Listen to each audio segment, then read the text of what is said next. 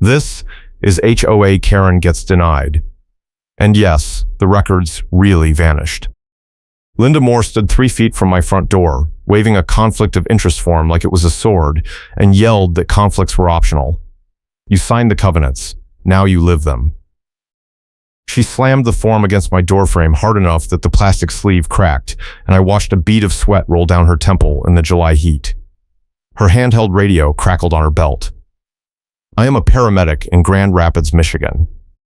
I work nights, I know how to stay calm under pressure, and I had just finished a 12-hour shift caring for a 2-week-old at home when Linda decided today was the day to collect a reinspection fee for an inspection that never happened. The Survey Ridge Property Owners Association sent me a certified letter 3 days ago demanding $275 for a second architectural review of my fence. The fence went up in April. I submitted plans in March. I received approval in writing on March 18th. No one ever came to inspect anything. Now Linda, our architectural committee chair, was telling me the approval was conditional and required a follow-up that I missed. I asked her to show me where it said that in the approval letter. She told me approvals do not need to list every requirement because the covenants cover it.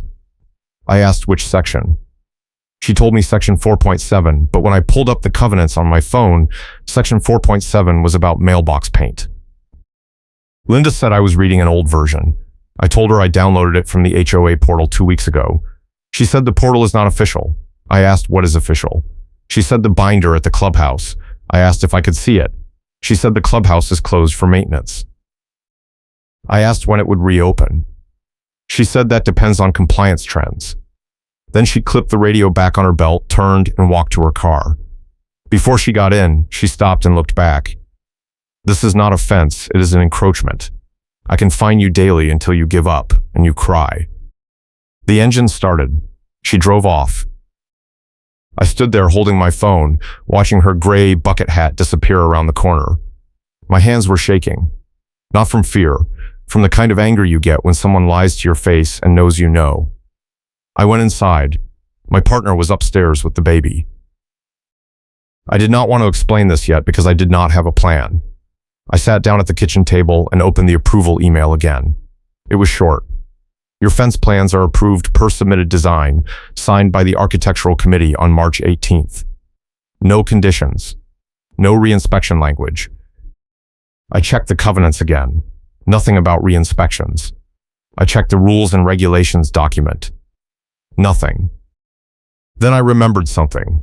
Back in February, before we even moved in, a neighbor mentioned an old HOA mess involving a deck permit that got rescinded after the homeowner paid for it.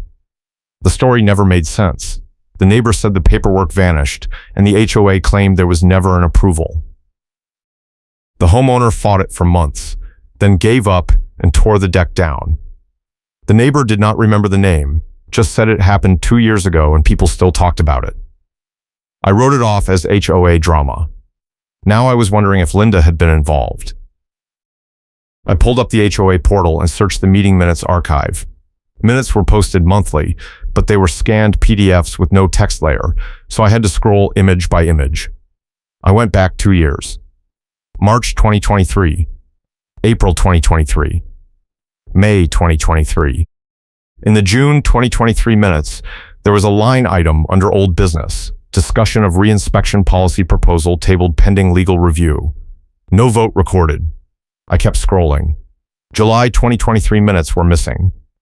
August 2023 minutes had a note, Architectural Committee report postponed.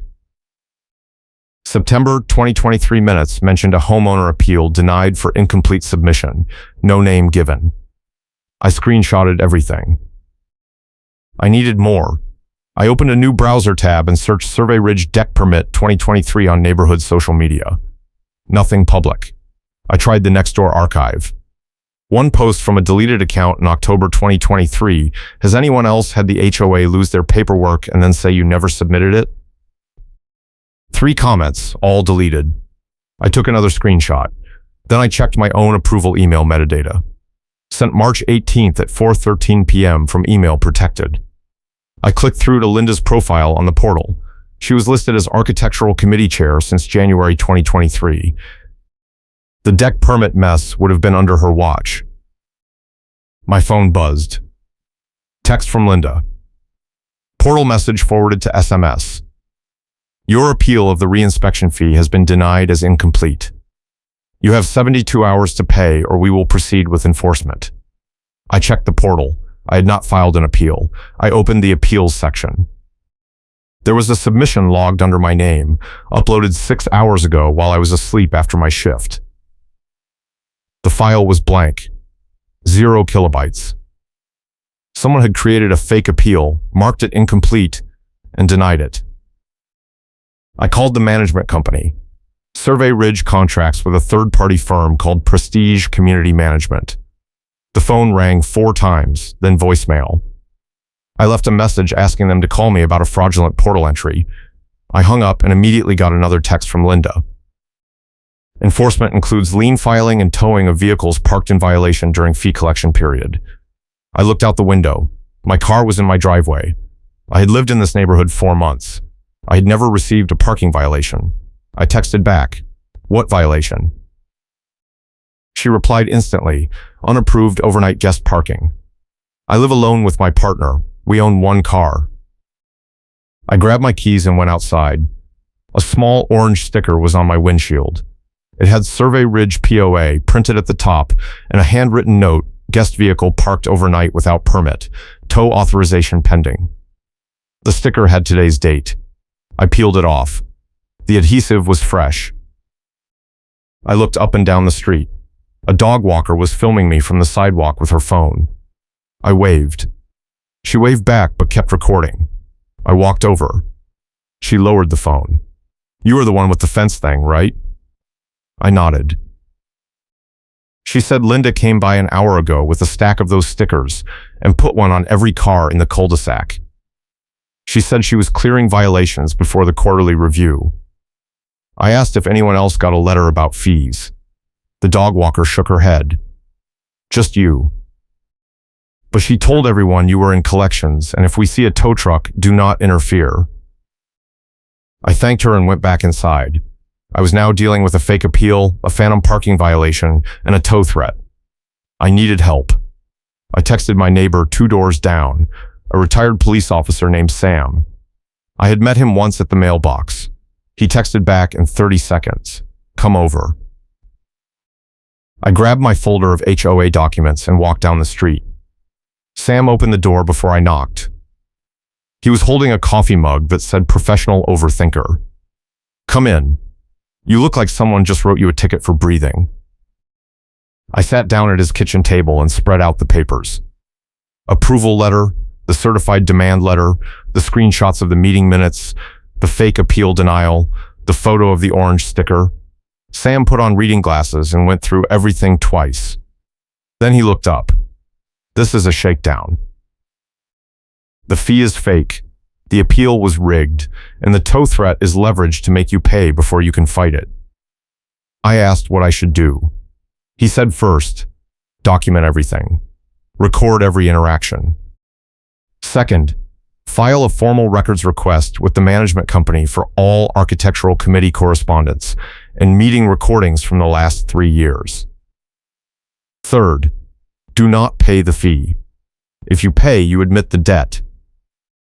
Fourth, if she tries to tow, call the police non-emergency line and tell them it is a civil dispute over HOA authority." I asked if he thought this was connected to the deck permit thing from 2023. He nodded. "I heard about that. The guy's name was Eric Palante. He moved out last year. He told me Linda changed the approval after he built the deck, said he used the wrong composite brand even though the approval did not specify a brand. He fought it. She produced a revised approval letter with a date stamp that matched the original but had new language. He could not prove she backdated it, so he lost. Sam leaned back. "If she is doing it again, she has a system. You need to find the pattern."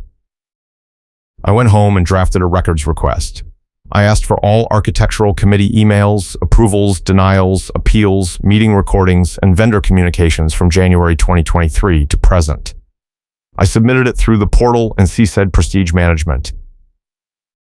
The auto reply said requests are processed within 10 business days. I did not have 10 days. I had 72 hours before Linda said enforcement would proceed, and I did not trust that timeline. I checked my phone battery. 42%. I plugged it in. I was going to need it. That night, my partner asked what was going on. I told her. She said we should just pay the fee and move on. I said if I pay, Linda wins, and she will do it again to someone else.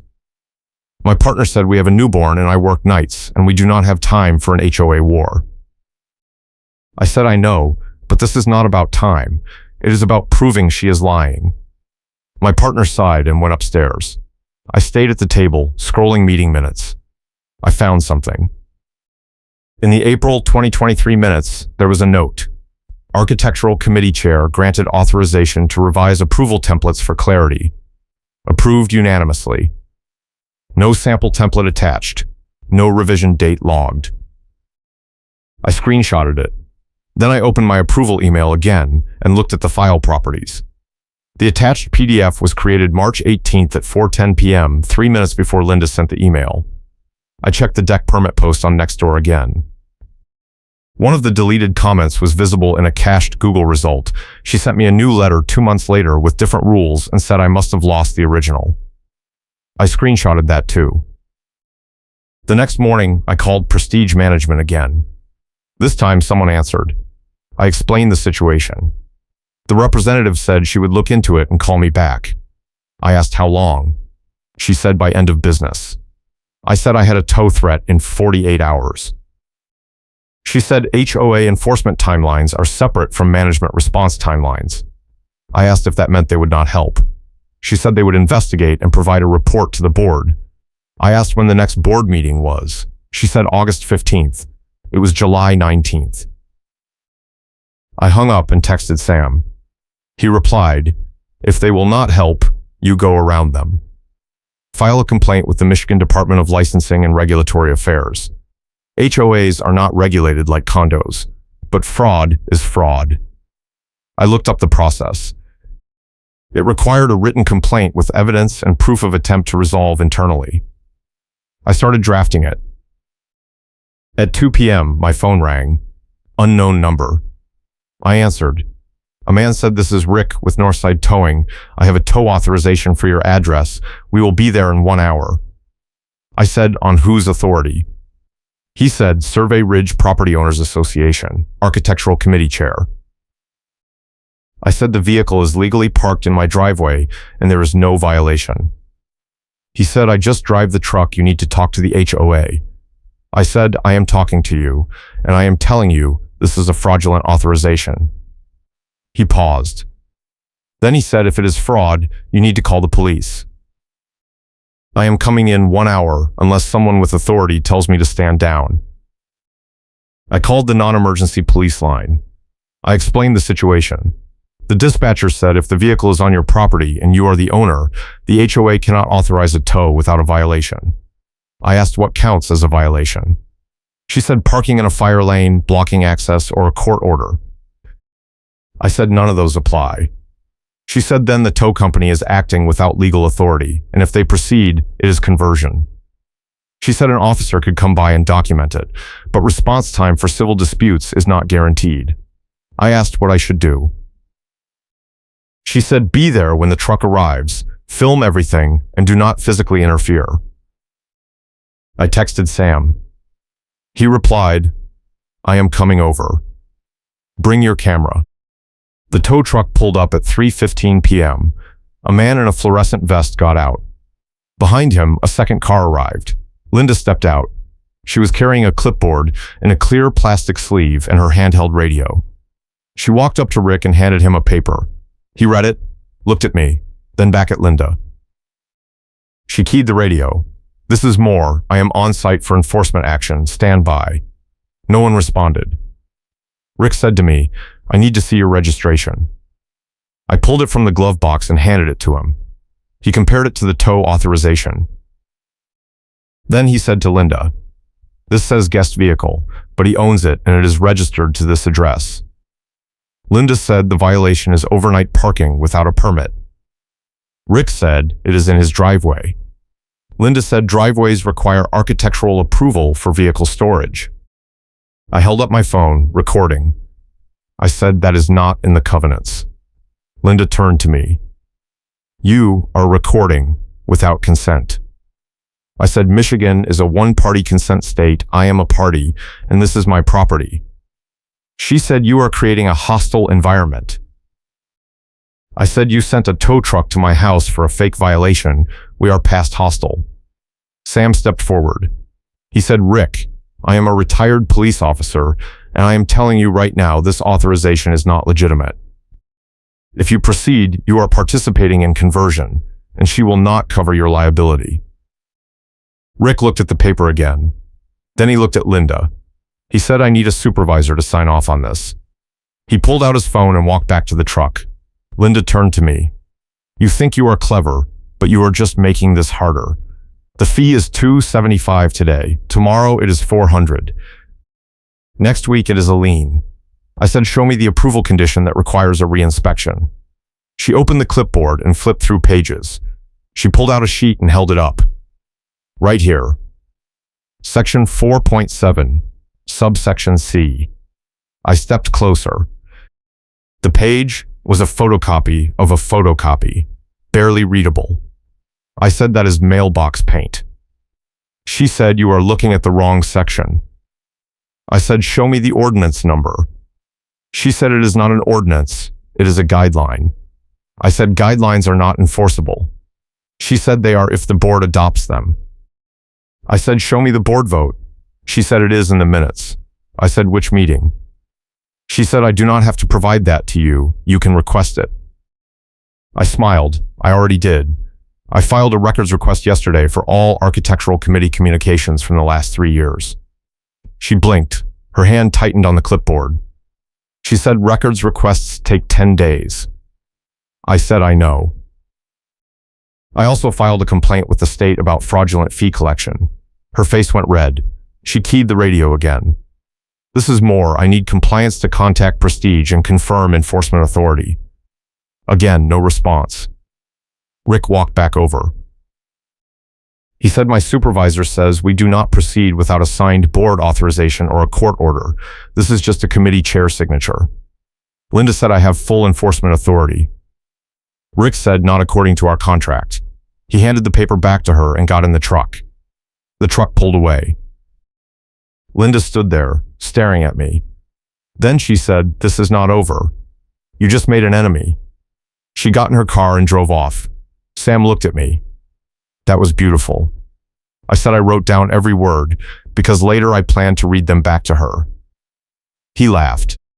Then he said, now you need to get that records request fast-tracked because she is going to bury anything that connects her to the old cases. I went inside and called Prestige again. Same representative. I said I just prevented a fraudulent tow attempt. It is on video, and I need my records request expedited because the committee chair is destroying evidence. She said I cannot expedite without board approval. I said then get board approval. She said the board meets once a month. I said Linda Moore is committing fraud and I have it on tape. She paused. Then she said send me the video. I will forward it to our compliance director. I sent the video. 10 minutes later my phone rang. A new voice. This is Angela Pruitt, compliance director for Prestige. I watched your video. I need to ask you some questions. I answered everything. She asked if I had proof the appeal was faked. I sent her the screenshots showing the 0 kilobyte file and the timestamp. She asked if I had the original approval letter. I sent it. She asked if I had any prior complaints about Linda Moore. I said I had heard rumors about a deck permit case in 2023, but no proof. She said, give me 24 hours. That night, I could not sleep. The baby woke up twice. My partner asked if it was over. I said, I do not know. She said we should move. I said, we just bought this house. She said, then we should pay the fee and move on. I said, if I do that, Linda wins, and the next person gets the same treatment. My partner said, you are not responsible for the next person. I said, I know, but I am responsible for proving she is lying. My partner said, this is not your job. I said, it is now. The next morning, Angela called. She said I reviewed the portal logs. The appeal was uploaded from Linda Moore's account at 2:13 a.m. on July 18th. The file was corrupted or empty at upload. She marked it incomplete and denied it 6 minutes later. I said, "Can you reverse it?" Angela said I cannot reverse a committee decision, but I can recommend the board open an investigation. I said, "How long will that take?" She said, "Weeks." I said, "I do not have weeks. Linda is threatening daily fines starting tomorrow." Angela said I cannot stop her from issuing notices, but I can tell you this. The reinspection policy was never formally adopted. It was proposed in June 2023, tabled, and never brought back to a vote. That means it is not enforceable. I asked if she could send me documentation of that. She said she would send me the relevant meeting minutes and a letter confirming the policy status. I asked when. She said today. I thanked her and hung up. Then I texted Sam. He replied, "Now you have her." If the policy was never adopted, the fee is fake, and everything she has done is extortion. At noon, Angela emailed me a PDF packet. It included the June 2023 minutes showing the tabled proposal, a letter stating that reinspection fees are not part of the current rules, and a note that the board would review the complaint at the next meeting. I forwarded it to Linda with a short message. The reinspection policy was never adopted. The fee is invalid. Withdraw the demand or I will file a police report for attempted extortion. She replied in 4 minutes, "You do not dictate terms to this committee. The fee stands. Enforcement begins tomorrow." I called the non-emergency line again. I explained the situation and said I had documentation that the fee was fraudulent. The dispatcher said I could file a report, but unless there was an immediate threat, it would be reviewed as a civil matter. I asked what counts as an immediate threat. She said physical harm or property damage. I said she is threatening to tow my car and file a lien. The dispatcher said that is civil. I hung up. I needed something bigger. I opened the neighborhood Facebook group and posted the video of the tow attempt, along with Angela's letter confirming the policy was never adopted. I wrote, "Linda Moore tried to tow my car today over a fake fee. She is lying about HOA rules and using her position to extort money. If this has happened to you, contact me." I hit post. Within an hour, I had 12 comments. 3 people said Linda had done similar things to them. One said she claimed his mailbox was the wrong shade of black and demanded he repaint it, then changed the shade requirement after he complied. Another said she denied his shed permit, then approved an identical shed for her friend 2 weeks later. A third said she issued a fine for holiday lights in January, but the rule said decorations must be removed by January 15th, and it was January 8th. I screenshotted every comment. Then someone posted a link to a Google Drive folder. The post said, "I am Eric Palante. I moved out last year because of Linda. Here is everything I kept." The folder had 43 files. Emails, letters, photos, meeting minutes, and a signed affidavit from the deck contractor stating that Linda called him 3 months after the install and asked him to change the completion date on his invoice. I downloaded everything. I called Sam. I said I just got a gold mine. He came over. We spread the files across the table. The pattern was clear. Linda would approve a project, wait until it was complete, then claim the approval had conditions the homeowner missed. She would produce a revised letter with a new date or new language. When challenged, she would say the homeowner must have received an outdated version. In Eric's case, she got the contractor to backdate an invoice to make it look like the work was done before the revised approval. The contractor eventually refused and wrote the affidavit. Sam said this is fraud. You need to take this to the board. I said the board meets in 4 weeks. He said then you go to the police. I said the dispatcher told me it is civil. He said try the detective bureau. Fraud is criminal. I called the Grand Rapids Police Department and asked for the fraud unit. I was transferred twice, then got voicemail. I left a message with my number and a summary. I hung up and checked the Facebook post. It had 60 comments now. People were tagging other neighbors. Someone tagged a local news reporter. I saw Linda comment, "This is defamation and I will be pursuing legal action." Someone replied, "Truth is not defamation. Linda." At 4 p.m., Linda posted her own message in the group. It said, "Recent false accusations have forced me to clarify my role. I enforce rules approved by the board. I do not create them. If you have a problem with the rule, petition the board. Personal attacks will be reported." She included a photo of herself holding a binder labeled Survey Ridge Covenants. The binder looked official, but I noticed the pages inside were blank sheet protectors. I replied to her post with a link to Angela's letter and wrote, "This letter from Prestige Management confirms the reinspection policy was never adopted. You have been enforcing rules that do not exist. Explain that." She did not reply, but within minutes, 3 other board members commented defending her. One said committee chairs have discretion to interpret rules. Another said the covenants allow for reasonable administrative fees. I replied with the meeting minutes showing the proposal was tabled. I wrote, "Tabled means not adopted. Discretion does not mean making up rules." The thread exploded. By 6 p.m., the post had been shared in 2 other neighborhood groups. Someone found the Prestige Management contact info and started calling them. Someone else found Linda's personal real estate license number and said they were filing a complaint with the state licensing board. I did not ask them to do that, but I did not stop them either. At 7 p.m., I got a text from an unknown number. It said, "This is Karen Lewandowski, HOA president. We need to meet. Tomorrow, 10 a.m., clubhouse. Bring your documentation." I replied, "Will Linda be there?" She said, "Yes." I said, "I will bring a witness." She said, "Fine." I texted Sam. He said he would be there. Then I spent 3 hours organizing everything into a binder. Original approval letter, fake appeal denial, Angela's policy letter, Eric's affidavit, contractor statement, meeting minutes, Facebook screenshots, video of the tow attempt, and the orange sticker. I printed 2 copies, one for me, one for the board. If this kind of justice gets you going, smash that like button and subscribe, because we are just getting started. That night, I barely slept. I kept running through what I would say. I wanted to stay calm, factual, and let the evidence do the work. But I also wanted Linda to know I had caught her.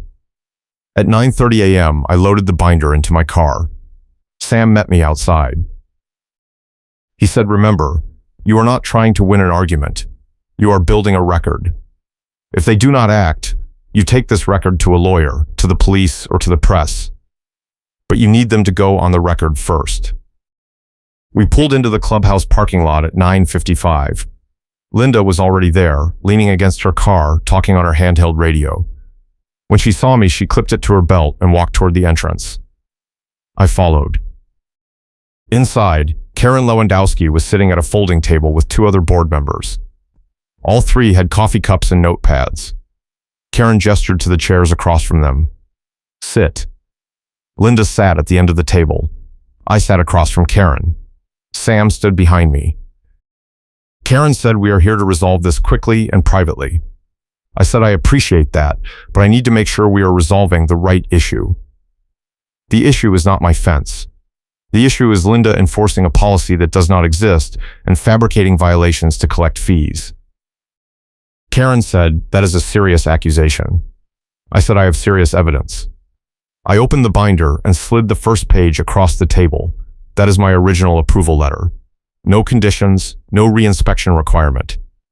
I slid the second page. That is the demand letter Linda sent me. I slid the third page. That is the letter from Prestige confirming the reinspection policy was never adopted. Karen read all 3. She looked at Linda. Linda said the policy is implied by the covenants. I said, "Show me where." Linda said section 4.7. I said that is mailbox paint. Linda said subsection C. I pulled out a printed copy of the covenants and flipped to section 4.7. I read it aloud. Mailbox colors must be approved by the architectural committee prior to installation. Nothing about re-inspections. Nothing about fences. Karen looked at Linda again. Linda said the covenants were amended. I said, when?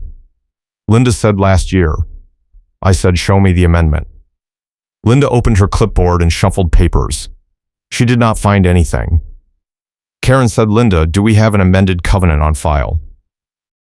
Linda said, it is in the binder at the office. Karen said, the office is here. Linda said, it is in the file room. Karen said, go get it. Linda stood up and left the room. While she was gone, I slid the next set of pages across the table.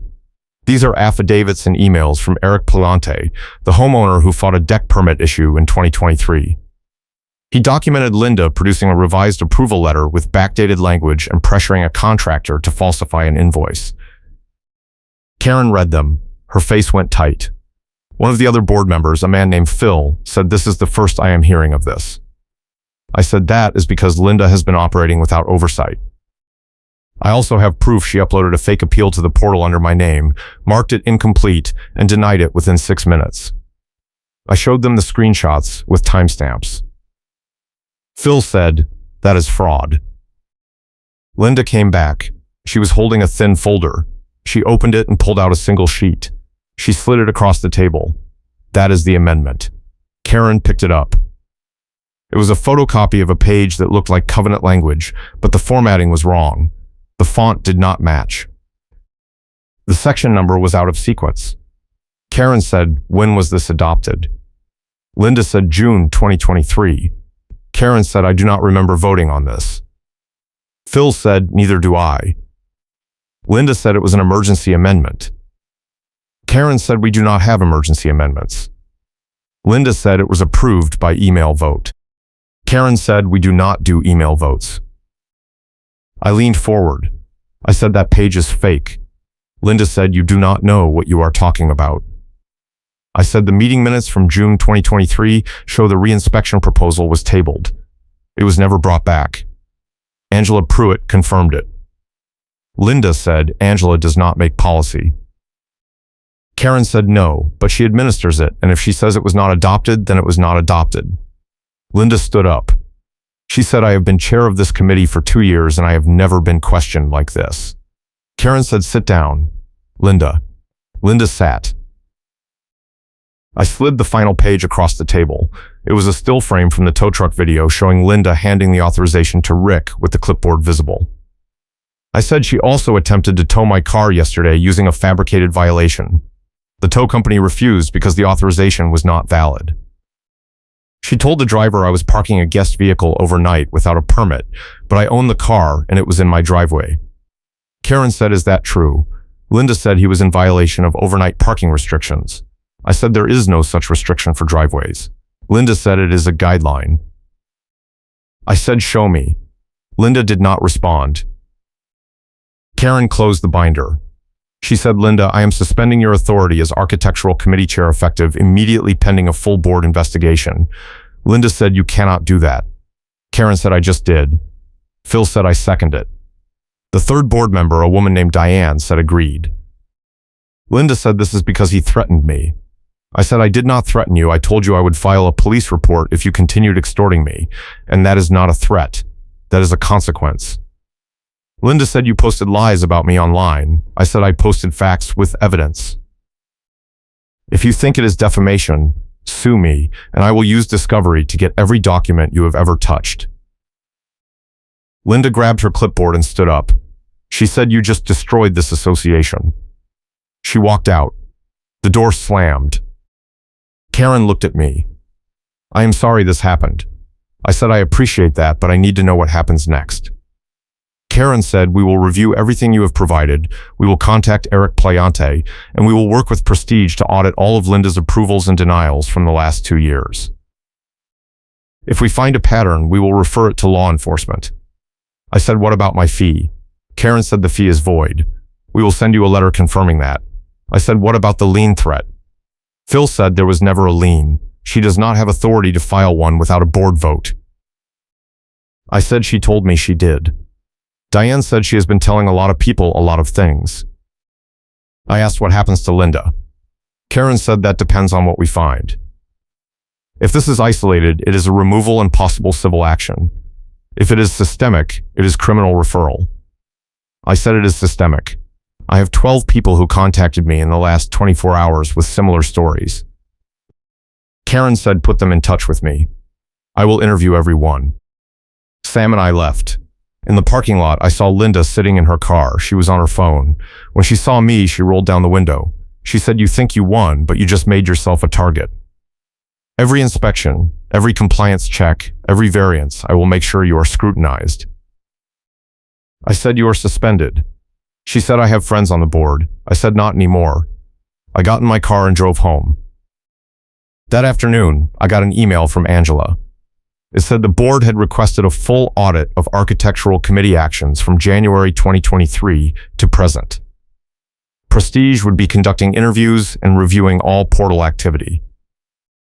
She also said the police had contacted her after receiving my voicemail, and she had forwarded my evidence to a detective. I called the number she provided. A detective named Russo answered. He said he had reviewed the materials and wanted to meet. We scheduled for the next day. The Facebook post was still blowing up. People were posting their own stories. Someone found a complaint Linda had filed with the city against a neighbor for a shed that was 4 inches over the setback line, but the city said the setback did not apply to accessory structures under a certain size. Someone else found a letter Linda sent threatening a lien for holiday lights, but the date on the letter was January 6th, and the rule said decorations had to be down by January 15th. Every story had the same pattern. Linda weaponizing vague rules, moving goalposts, and threatening enforcement that did not exist. One comment stood out. It was from a woman named Rachel. She said, "Linda did this to me in 2022. I wanted to replace my mailbox post. I submitted a request. She approved it in writing. I installed it. 2 months later, she said the approval was conditional on using a specific bracket that was not mentioned in the approval. She fined me $50 and said it would go up every week until I fixed it. I could not afford to fight, so I paid and replaced the bracket. I still have the emails." I replied and asked her to send them to me. She did. The approval was clean. The follow-up demand referenced a bracket requirement that did not exist in the original approval. The follow-up was dated 8 weeks after the approval, but the metadata showed it was created the same day Linda sent it. She had written it, backdated the internal reference, and sent it as if it had always been the rule. I forwarded Rachel's emails to Angela and Detective Russo. Russo called me an hour later. He said, "This is a pattern. I am opening a case. I need you to compile everything you have and bring it to the station tomorrow." I said I already have a binder. He said, "Bring 2. The next day I met Russo at the Grand Rapids Police Department. He was a short man with a shaved head and a tie that looked like it had been tied in 1997. He took the binders and flipped through them. He said, "How many victims do you think there are?" I said, "At least 15 based on Facebook, maybe more who have not come forward." He said, "I will need to interview all of them." I said, "I can give you a list." He said, "Do that." He also said, "I am going to ask Prestige for full portal access. If she has been altering documents, there will be metadata trails." I said she has been using her admin account to upload fake appeals and backdate correspondence. He said that is wire fraud. If I can prove it, it is federal. I left the station feeling like I had just handed off a weight I had been carrying for a week, but I also knew Linda was not done. That night, I got a text from Sam. He said, "Check the neighborhood group." I opened Facebook. Linda had posted a long statement. It said, "I have served this community for 2 years without pay, without thanks, and without recognition. I have enforced rules that protect property values and neighborhood character. Recently, I have been targeted by a coordinated smear campaign led by a new resident who refuses to follow basic guidelines. I have been suspended without cause, accused of crimes I did not commit, and subjected to harassment. I am stepping down as architectural committee chair effective immediately, not because I did anything wrong, but because this association no longer values integrity. I wish you all the best." The comments were brutal. People called her a liar, a fraud, and worse. Someone posted a side-by-side comparison of her approval letter to Eric and the revised version she produced later with the metadata timestamps visible. Someone else posted a screenshot of the portal showing the fake appeal upload. Linda did not respond to any of it. She deleted her Facebook account an hour later. 2 days later, Karen emailed the entire neighborhood. The email said the board had completed a preliminary review and found evidence of multiple policy violations by the former architectural committee chair. The board was working with Prestige Management and law enforcement to investigate further. All fees, fines, and enforcement actions initiated by Linda Moore from January 2023 to present were suspended pending review. Any homeowner who believed they were wrongly charged should contact the board with documentation. The email also said the board was implementing new oversight procedures, including requiring 2 signatures for all enforcement actions and quarterly audits of committee decisions. I got 23 emails from neighbors thanking me. 3 people asked if I was running for the board. I said no. I just wanted to fix my fence in peace. A week later, Detective Russo called. He said we have enough for charges. Linda altered documents, submitted false records to a third party, and used her position to extort payments. The prosecutor is reviewing it now. I asked what the charges would be. He said likely fraud, forgery, and extortion. I asked what happens to the HOA. He said that is civil. The victims can sue, the board can sue, or the management company can sue. But the criminal case is separate. I asked if I needed to do anything else. He said just be available for testimony. I said I will. He said you did good work here. Most people would have just paid the fee. I said I could not let her get away with it. He said a lot of people did. You are the one who fought back. A month later, the board held a special meeting. They voted to remove Linda from all HOA roles permanently and to ban her from holding any committee position in the future. They also voted to refund every fee and fine she had collected since January 2023. The refund total was over $8,000 across 19 homeowners. Eric Palante was refunded $1,200. Rachel got $50. I got $0 because I never paid. The board also adopted a policy clarification that destroyed Karen's favorite tactic. All enforcement actions now required written board approval with a specific rule citation and a 10-day appeal window before any penalty. Committee chairs could no longer unilaterally issue fines, demand fees, or authorize towing. The clarification was added to the covenants as an amendment and required a majority vote of homeowners to reverse. Linda was told to step down, and she could not spin it. The prosecutor filed charges in September: fraud in the 3rd degree, forgery, and attempted extortion. The case was still pending, but Russo said it was solid.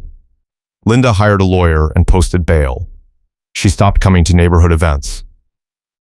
She put her house on the market in October. It sold in 3 weeks. She moved out in November. I never saw her again. The HOA issued a memo clarifying the rule Karen weaponized. Reinspection fees were not enforceable unless explicitly adopted by board vote and listed in the fee schedule. The memo also clarified that approval letters were final unless a specific condition was stated in writing at the time of approval. Any post-approval changes required a new submission and a new vote. The memo was mailed to every homeowner and posted on the portal.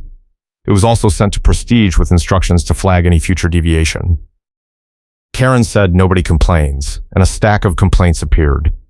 After the memo went out, 11 more people came forward with stories of Linda changing rules mid-process. The board reviewed every case. 10 were refunded. One was referred to a civil attorney because it involved a contractor lien that Linda had encouraged. That case settled out of court. I got a call from a reporter at a local news station. She wanted to do a story. I said no thanks. She said it is a good story. HOA corruption, whistleblower, justice. I said I am not a whistleblower, I just wanted to keep my fence. She said that is the story. I said I do not want to be on TV. She said we can blur your face. I said no. She said can I at least use the documents? I said talk to Detective Russo. She did. The story ran in December. It did not name me, but it named Linda. The headline was former HOA chair charged with fraud after pattern of fake fees. It got picked up by 2 other stations. Linda's lawyer complained. The stations did not retract anything. In January, the HOA held elections. Karen stepped down as president. Phil ran and won. He appointed a new architectural committee with 3 members instead of 1, and all decisions required a majority vote. He also hired a compliance officer to review all committee actions monthly. The first compliance report found 0 violations. The second report found 0 violations. People started to relax. I ran into Sam at the mailbox in February. He said, "You know you are a legend now." I said, "I just did not want to get scammed." He said, "You did more than that. You fixed a broken system." I said, "I do not know if I fixed it. I just made it harder for the next Linda." He said, "That is fixing it." My partner said I was right. She said, "I am glad you fought." I said, "I am glad you let me." She said, "I did not let you. I just stopped arguing." I said, "Same thing." She laughed. The fence is still up. No one has said a word about it. The baby is 4 months old now. I am still working nights. I still have the binder. I keep it in the garage, just in case. Sam says I should frame the approval letter. I said that is insane. He said so is everything that happened. Fair point. In March, Linda pled no contest to 1 count of fraud and 2 counts of forgery. The extortion charge was dropped as part of the plea. She was sentenced to 2 years probation, 300 hours of community service, and ordered to pay restitution to the HOA and to the homeowners she defrauded. The restitution total was over $10,000. Russo called me and said it is over. I said good. He said you should be proud. I said, I am just tired.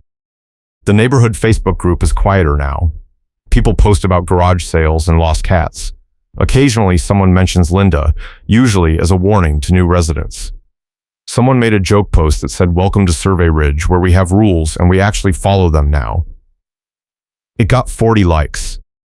I have not been back to a board meeting. I get the minutes emailed to me every month. They are boring. Budgets, landscaping bids, pool maintenance. Exactly what an HOA should be. Eric Palante reached out to me in April. He said, "Thank you for finishing what I started." I said, "I did not know I was finishing it. I just did not want to pay a fake fee." He said, "Same reason I fought." He said he heard Linda moved to Florida. I said, "Good. Let her terrorize a different HOA." He laughed. He said, "If you ever need a reference for standing up to bureaucratic nonsense, let me know." I said, "I hope I never need that reference." He said, "Me too." Rachel sent me a card. It said, "Thank you for caring when it mattered." Inside was a Starbucks gift card. I used it to buy coffee the next morning. I thought about framing the card, but that felt too sentimental. I threw it in the binder instead. The tow company sent a letter to the HOA in May. It said they were terminating their contract due to fraudulent authorization requests. Prestige had to find a new vendor. The new vendor required board authorization and a signed affidavit for every tow. Phil said it was a pain, but it was worth it. I agreed. In June, I got a message from someone in a different HOA 2 towns over. They said they were dealing with a similar situation and asked for advice. I sent them my binder, Detective Russo's contact info, and a short note, "Document everything, do not pay fake fees, and do not back down." They thanked me. A month later, they messaged again and said they won. Their committee chair was removed. I said good. Sam retired from the neighborhood watch in July. He said he had done his part. I said, "You did more than that." He said, "So did you." We shook hands. He gave me a coffee mug that said "Professional Pain in the Ass." I put it on my desk. The HOA sent a final memo in August. It said all architectural committee actions from 2023 and 2024 had been reviewed and corrected. No further appeals were pending. The memo thanked the homeowners for their patience. It did not mention Linda by name, but everyone knew. I still see the dog walker sometimes. She always waves. One time she stopped and said, "You are the guy who took down the HOA lady." I said, "I did not take her down. She took herself down." The dog walker said, "However you want to say it, thank you." I said, "You are welcome." My partner asks if I regret it. I say no. She says it cost us a lot of time and stress. I say it also saved 15 other people from the same thing. She says that is very noble. I say it is not noble, it is just fair. She says same thing. I say maybe. The fence is holding up fine. I inspected it myself last week. No issues. No complaints. No reinspection required. Just a fence. Doing what a fence does. In September, the board sent out the annual meeting notice. The agenda included a vote to adopt the new oversight procedures as permanent amendments. I voted yes by proxy. The amendments passed unanimously.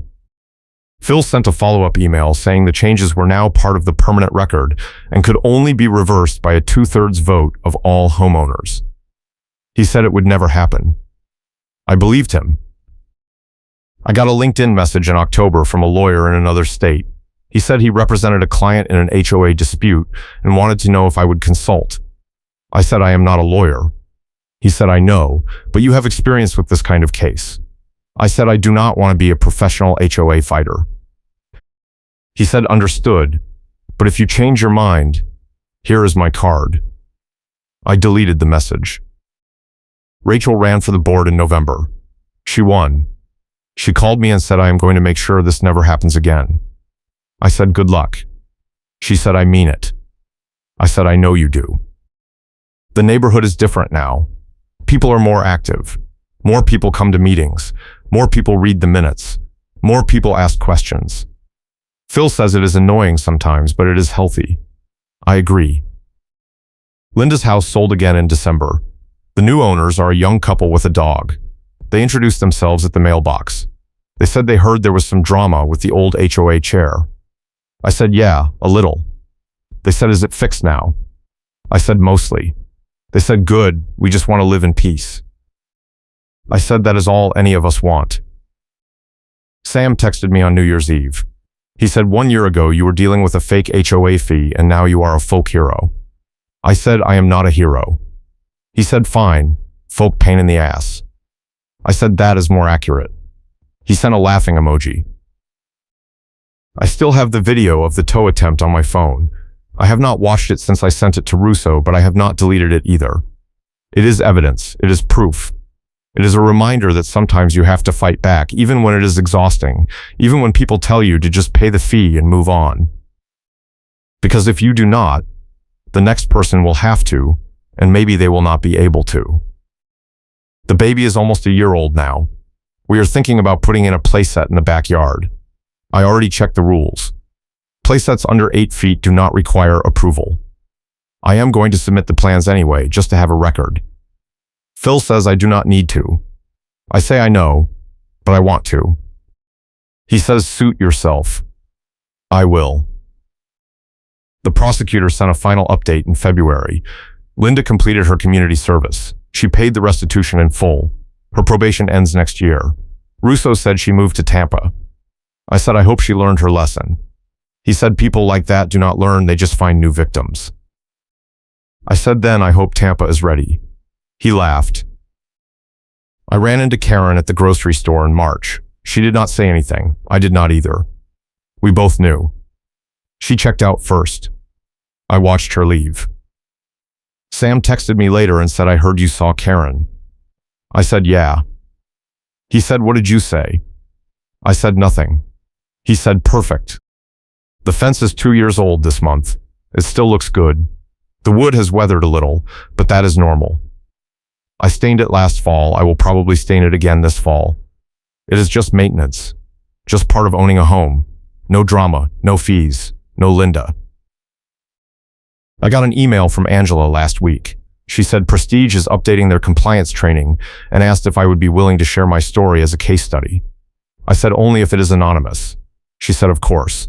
I sent her the timeline and the key documents. She said this will help a lot of people. I said I hope so.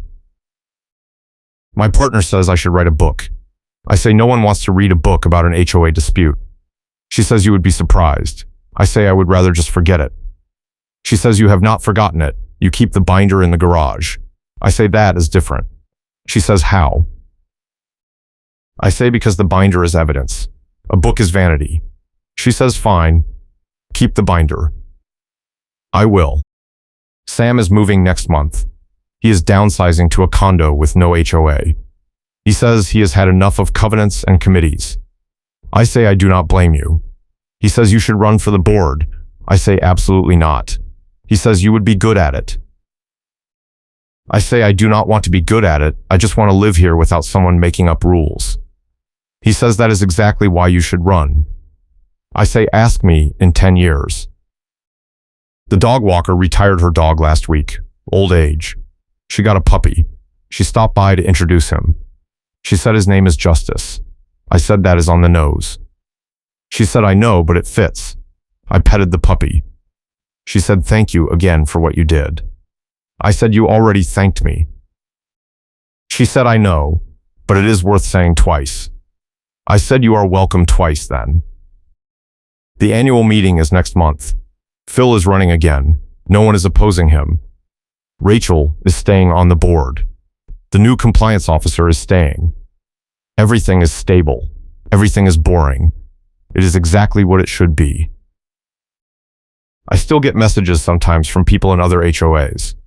I give them the same advice every time. Document everything. Do not pay fake fees. Get a witness. File complaints. Do not back down.